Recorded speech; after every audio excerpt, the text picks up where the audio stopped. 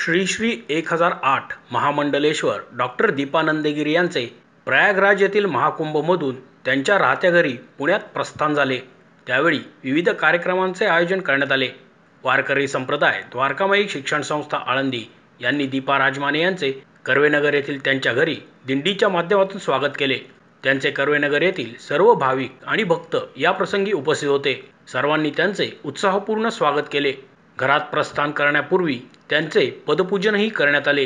त्यानंतर महाआरती करून भाविक आणि भक्तांनी त्यांचे दर्शन घेतले। महाकुंभाचे पवित्र स्वानुभव त्यांनी या प्रसंगी कथन केले। दिवस कसा सुरू होत असे, शाही स्नान, महापूजा, यज्ञ, भेटीगाठी, सायंकाळी भारूड, नाटक आणि इतर मनोरंजन कार्यक्रम होत असे सांगून त्यांनी महाकुंभाचे महत्त्वही कथन केले। दीपाताई कैवारी विकास संस्थेच्या संस्था अध्यक्ष आहेत आणि संस्थेच्या माध्यमातून विविध असे समाज उपयोगी कार्यक्रम होत असतात। अन्नदान असेल, गोरगरिबांना मदत असेल आणि गोरगरिबांचे प्रश्न सोडवण्याचे काम यामार्फत करण्यात येतात।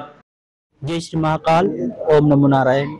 आमचा प्रवास 15 तारखेपासून आम्ही प्रयागराजला निघलो होतो आणि प्रयागराज आम्ही शाही स्नान झाल्यानंतर खूप असा आनंद वाटला की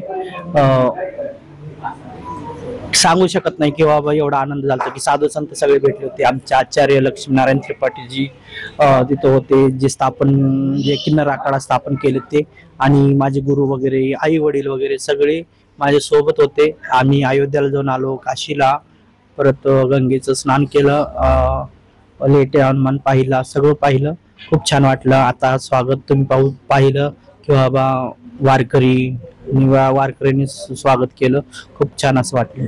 तो डेली रुटीन होतं की सकाळी लवकर उठायचं, स्नान करायचे गंगेमध्ये आणि ध्यान जप वगैरे झाल्यानंतर, देवपूजा वगैरे झाल्यानंतर होम हवन असायचं, कोणाचे पट्टाभिषेक असायचे आणि संध्याकाळी कार्यक्रम असायचा। प्रत्येक विविध नाट्यरूपामध्ये ते रात्री ग्रुप होतं तिथं कलकत्त्याचे, ते खूप असं डान्स आणि सादरीकरण करत होते।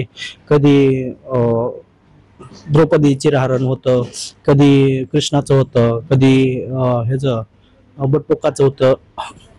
सगळ्या गोष्टी खूप आनंदात घालवल्या आम्ही तिथं 45 दिवस। हे 144 वर्षानंतर हा पर्व आलता आणि असं महत्व आहे की हे महाकुंभ किंवा शाही स्नान वगैरे असतात हे साधू संतांच्या बरोबर असतं। आणि हे महत्व म्हणजे ज्यावेळी सागर मंथन झालं त्यावेळी अमृत या 4 ठिकाणी पडलं होतं, हरिद्वार, प्रयागराज, नाशिक आणि उज्जैनमध्ये, असे 3-4 ठिकाणी कुंभमेळा भरतो। त्यासाठी सगळे श्रद्धाळू आणि भक्तगण स्नानासाठी येतात।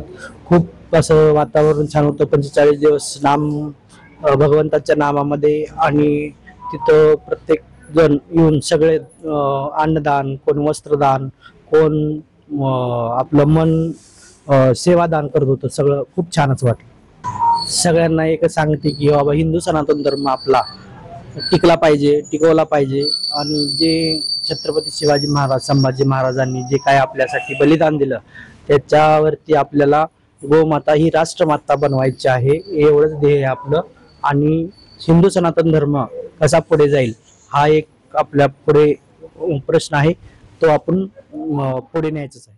मोशी न्यूज नेटवर्कसाठी मोहित शिंदे, पुणे।